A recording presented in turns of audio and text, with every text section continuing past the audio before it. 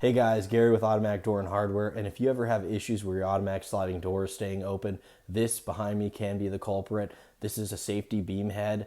Basically inside your header, there's a safety beam module, and on an automatic sliding door, really you have an emitter beam head and a receiver beam head, and it shoots across the threshold of the doorway.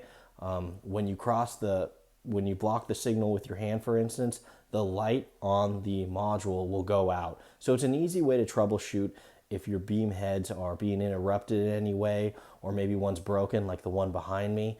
Basically, when that signal does not go across from the emitter to the receiver, the door will stay open. So it's a very common issue. Sometimes they get snagged or hit as people enter through the doorway, since they are on the kind of the edge of the door or the fixed panels. We have replacements all available in stock at autodoorandhardware.com. Give us a call today. We can help you out.